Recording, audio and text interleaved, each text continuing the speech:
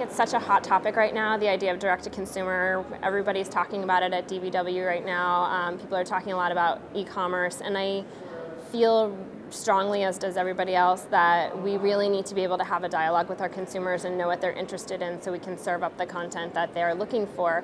At the same time, one of the things that's not being talked about here is the importance of the relationship with the retailer. 95% of our sales are still coming through our retail partners, and so for us it's a combination of reaching out to customers, finding new customers, engaging them, but at the same time making sure we're engaging with the retail partners, because that's what we do best. It's what our industry has always done best, to have those dialogues to make sure that they're promoting our titles and making them visible on their sites.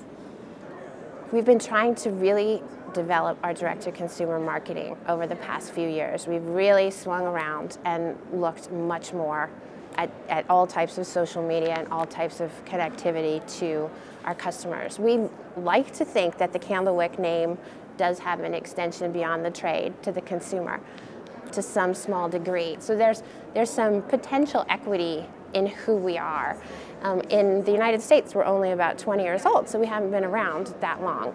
In the UK, where we're a little bit older, we are really synonymous in some ways with children's books from the early days, and so there's a lot of equity built up in the Walker Books brand. So we're also trying to regain some of that in a way and say, can we become, to a degree that's useful and practical, a consumer name? And again, going back to some of our values of being creatively controlled and independent and inclusive in our ownership, I think for us, we hope it's a little bit like the buy local movement or slow food, or one of those things where you also might feel a little bit better about buying one of our books because of what we believe in, as well as because you love the book. So trying to use social media to do all those things for us.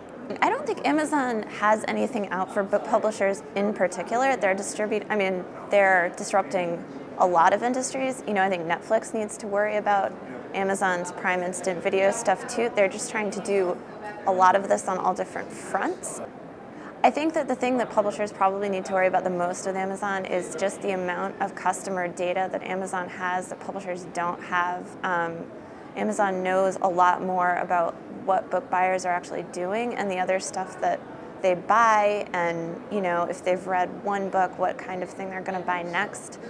Amazon knows way more about that than the publishers themselves do.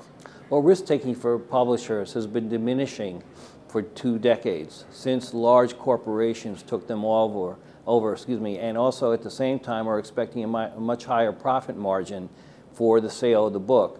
So the matrix has been changing because not only of the marketplace, but because of the ownership of what used to be small publishing companies like Scribner, who are now owned by the Simon & Schuster group of companies. So that has been a major change in terms of the availability of space for authors to work within, and publishers have been continuing to lessen the number of risk-taking books and focus more on established authors and not stay that long with authors who don't perform, where they do take a risk here and there.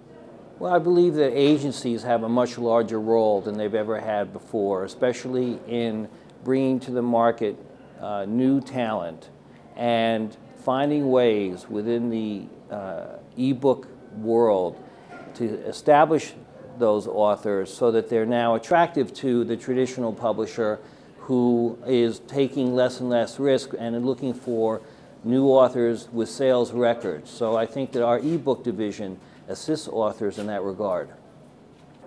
Well, I think how readers find their books is that is the question. And we've asked our readers directly at Book Riot, where do you get your recommendations? And they say things like, I browse the shelves, I talk to booksellers, but also I read a lot of blogs, I read stuff online.